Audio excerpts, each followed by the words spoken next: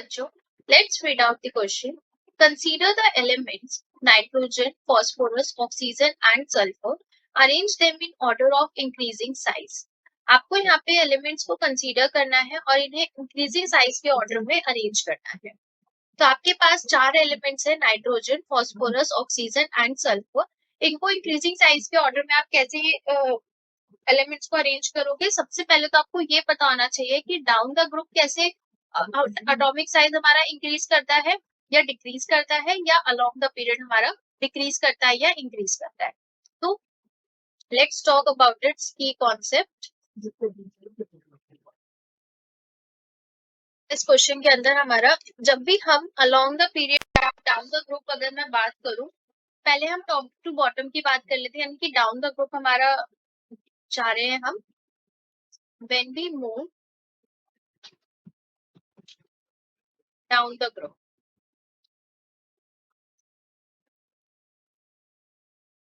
जब हम down the group जाएंगे पीरियोडिक टेबल के अंदर,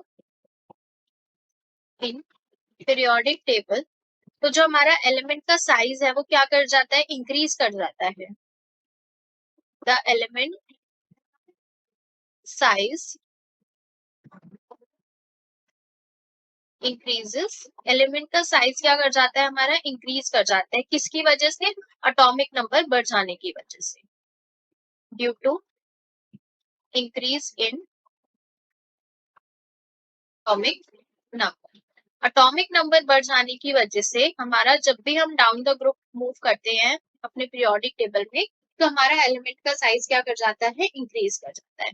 सो ये यही चीज हो रही है कि ये हमारे ग्रुप से डाउन द ग्रुप हम जा रहे हैं, तो यहाँ पे जो हमारा साइज है वो क्या कर रहा है? इंक्रीज कर रहा है. बात करते हैं जब हम अलोंग द पीरियड बात करेंगे या लेफ्ट टू राइट की बात करूं, तो क्या होगा हमारा? व्हेन वी मूव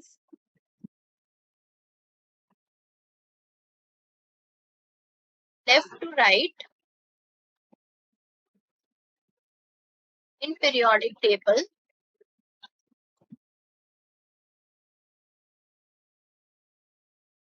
जो हमारा एलिमेंट का साइज होता है वो क्या कर जाता है? डिक्रीज कर जाता है. अब ये एलिमेंट का साइज हमारा डिक्रीज क्यों करता है? क्योंकि जो हमारा इफेक्टिव न्यूक्लियर चार्ज होता है, यानी कि जो शील्डिंग इफेक्ट है हमारा, वो क्या कर जाता है? इंक्रीज कर जाता है. उनके अंदर शील्डिंग होनी ज्यादा होनी शुरू हो जाती है जब भी हम लेफ्ट टू राइट मूव करते हैं अपने पीरियोडिक टेबल में, जिसकी वजह से हमारा आउटर शेल से लेके न्यूक्लियस तक का जो डिस्टेंस है वो डिक्रीज कर जाता है. इन दोनों फैक्टर्स की वजह से हमारा जो एटॉमिक साइज होता है वो भी क्या कर जाता है? डिक्रीज कर जाता है. Element size decreases due to increase in the effective nuclear charge, increase in effective nuclear charge to decrease the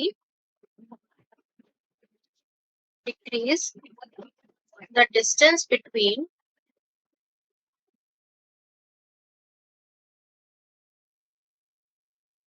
outer shell and the nucleus.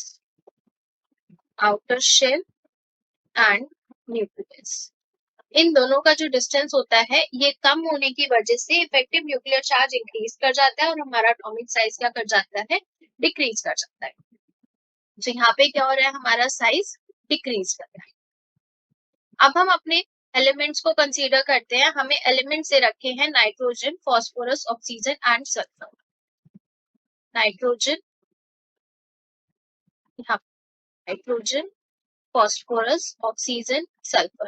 Nitrogen 7, phosphorus 15, oxygen 8 and this one is 16. तो nitrogen जो है उसके along oxygen आएगा, इसके नीचे आपका phosphorus और oxygen के नीचे सल्फर. तो जो आपका नाइट्रोजन है वो कौन से ग्रुप का एलिमेंट है? आपका 15th ग्रुप का. और ऑक्सीजन है आपके ग्रुप 16 का एलिमेंट. ये इसी के अलाउंग जा रहे हैं. नाउ अब बात करते हैं नाइट्रोजन 7, 15, 8 एंड 16. अभी हमने पढ़ा कि जब हम डाउन द ग्रुप जाएंगे तो वो क्या करेगा? हमारा एटॉमिक साइज इंक्रीज करेगा. Down the group atomic size increase, यानी कि यहाँ पे नाइट्रोजन का एटॉमिक साइज फॉस्फोरस से कम है और यहाँ पे ऑक्सीजन का कम है एज कंपेयर टू सल्फर। बात आती है अब हमारे फॉस्फोरस और सल्फर में से हम किसको ज्यादा प्रेफरेंस देंगे। तो जब भी हम इधर की तरफ मूव करेंगे, यानी कि अलोंग द पीरियड मूव कर रहे हैं, तो ये क्या कर रहा है, डिक्रीज कर रहा है, हमारा डिक्रीज कर रहा है। दैट मीन्स कि यहाँ पे मैं लिख देती हूँ पहले, ये डिक्रीज कर रहा है। डिक्रीज करने की वजह से फॉस्फोरस जो होगा वो कम लेस रिएक्टिव हो जाएगा सल्फर से। तो हमारा जो यहाँ पर इक्वेशन बनेगी, यानी कि जो हमें आंसर बताना है इंक्रीजिंग ऑर्डर के अकॉर्डिंग, तो हमारा जो आंसर रहेगा वो ऐसे रहेगा, नाइट्रोजन का सबसे कम रहेगा as compare to oxygen, then as compare to phosphorus and then sulphur. तो ये आपका इंक्रीजिंग ऑर्डर रहेगा किसका, एटॉमिक साइज का। सबसे ज्यादा एटॉमिक साइज सल्फर का होगा, then phosphorus, then oxygen and then nitrogen.